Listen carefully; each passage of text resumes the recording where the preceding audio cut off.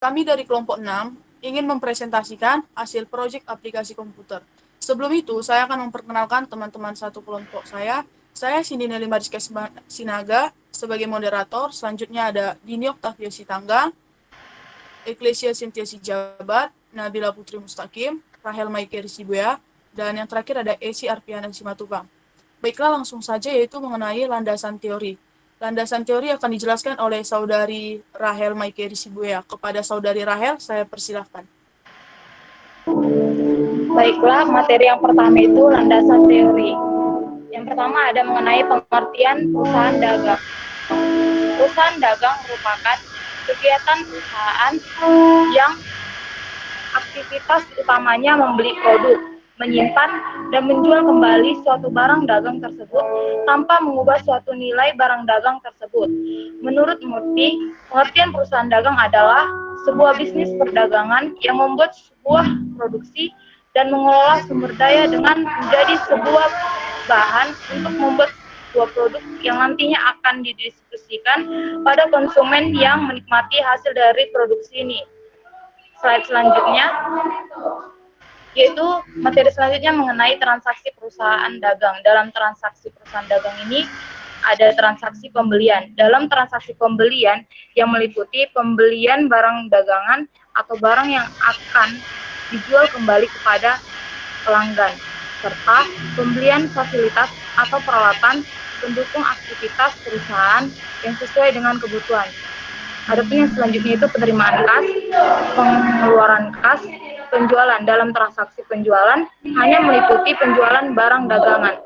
Sekian dari penjelasan saya kembalikan kepada moderator.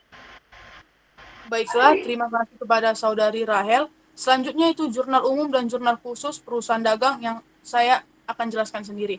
Yang pertama, jurnal umum.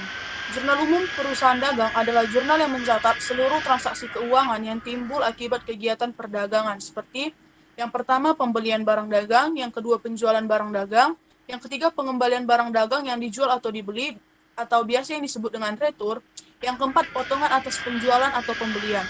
Pada umumnya, terdapat dua jenis metode pencatatan jurnal umum dalam perusahaan dagang, yakni metode fisik atau biasa disebut periodik dan metode perpaktual. Yang kedua itu jurnal khusus. Semua transaksi-transaksi perusahaan dagang terjadi secara rutin dan berkesinambungan selama periode tertentu. Misalnya satu periode akuntansi tertentu atau 3 bulan sekali. Oleh karena itu, pencatatan transaksi perusahaan dagang dilakukan dalam jurnal khusus. Namun untuk transaksi yang jarang terjadi, tetap dicatat dalam jurnal umum, misalnya transaksi pengembalian barang dan akibatnya. Jurnal khusus tersebut pada umumnya meliputi satu, jurnal pembelian atau purchase journal, yang kedua jurnal penerimaan kas atau cash receipt journal, yang ketiga jurnal penjualan atau sales journal, yang keempat jurnal pengeluaran kas atau cash payment journal. Baiklah, selanjutnya itu pengertian UMKM yang akan dijelaskan oleh saudari Esi Arpiana. Kepada saudari Esi, saya persilahkan. Baiklah, saya akan menjelaskan tentang pengertian UMKM. Pengertian UMKM secara umum adalah singkatan dari usaha mikro kecil dan menengah, yang mana ini merupakan satu model baru dalam kegiatan perniagaan atau perdagangan. Ada juga yang mengartikan bahwa UMKM adalah suatu usaha perniagaan yang pengelolaannya dilakukan oleh individu atau perorangan serta badan usaha dengan lingkup kecil yang lebih dikenal dengan istilah mikro. Selanjutnya, metode penelitian.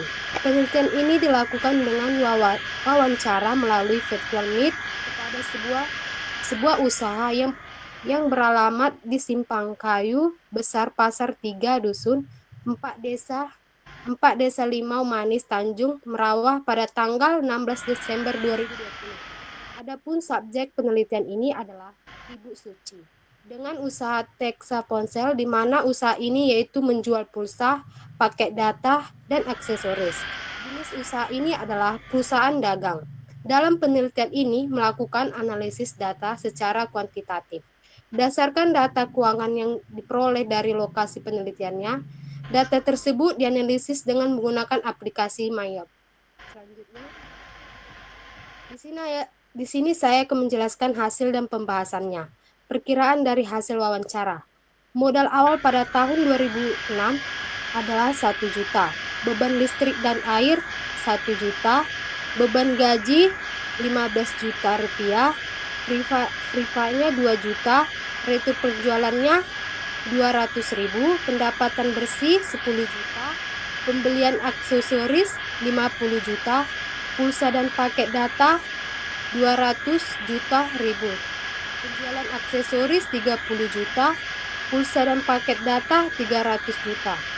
Baik, sekian dari penjelasan saya kembalikan ke moderator. Baik, terima kasih kepada Saudari Asia Piana Simatupang. Selanjutnya yaitu ada jurnal pengeluaran kas yang akan dijelaskan oleh Saudari Eklesia. Kepada Saudari Eklesia, saya persilahkan. Baik, saya akan menjelaskan jurnal pengeluaran kas dari Texas Ponsel. Yang pertama itu ada pembelian pulsa, paket, data, dan aksesoris. Untuk sebelah debit, kita isi pembelian yaitu 250 juta, dan sebelah kredit kita isi pada kas 250 juta. Yang kedua itu yaitu Thrive. Kita isi di bagian serba-serbi.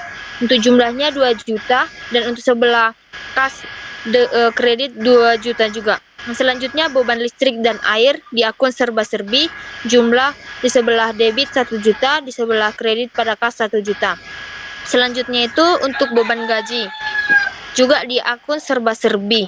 Di sebelah debit jumlahnya 15 juta dan sebelah kredit pada bagian kas 15 juta. Jadi totalnya yaitu 268 juta masing-masing di sebelah debit dan kredit.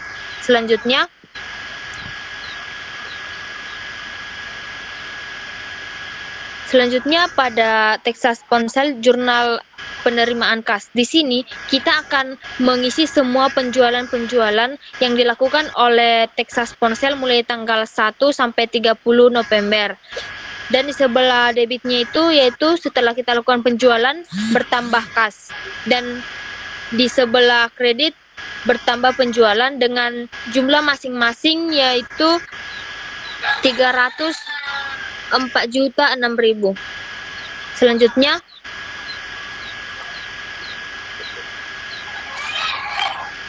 Selanjutnya jurnal umum.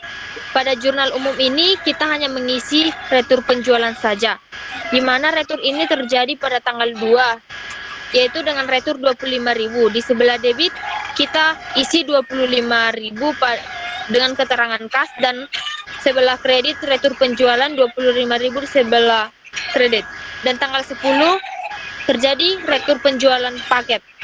Di sebelah debit kita isi 219.000 yaitu dengan keterangan kas, dan sebelah kredit 219.000 dengan retur penjualan paket. Selanjutnya untuk jumlahnya masing-masing debit dan kredit yaitu 244.000. Demikian dari saya kembalikan ke moderator. Baik, terima kasih kepada Saudari Eklesia. Materi selanjutnya akan disampaikan oleh Nabila Putri Mustaqim. Kepada Nabila, saya persilahkan. Baiklah, di sini saya akan sedikit menjelaskan tentang apa saja yang bisa kami masukkan di Mayop ini untuk usaha Texas Ponsel itu. Yang pertama, kita ke accounts, kita lihat account listnya. Sini ada aset, liabilitas, ekuitas, tuh modal sama PEV-nya Bu Suci, baru itu income atau pendapatan dari penjualan, beban berupa beban gaji, beban listrik dan air. Baru itu ada income dan ada expense. Sini tidak ada akun apa-apa yang kami buat. Selanjutnya kita ke setup balance dan account opening balance. Di sini kita lihat apakah saldo awalnya sudah balance, dan ternyata sini sudah 0 rupiah yang berarti balance. Oke, berikutnya kita akan melihat jurnal umum yang bisa kita buat di sini.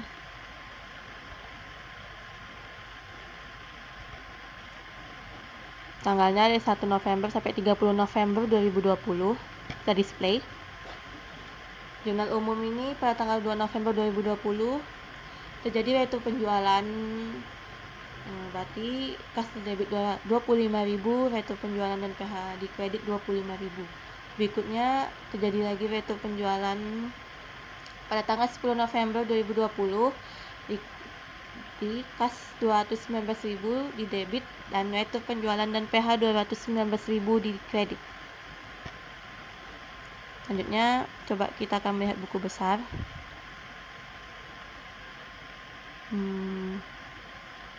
General Ledger Summary tanggal 1 sampai 30 November display. Nah, ini adalah buku besar dari akun-akun yang bisa kami masukkan di Mayop, yang kami dapatkan dari Bu Suci dan bisa kami masukkan di Mayop. Balance antara debit dan kredit 244.000 rupiah.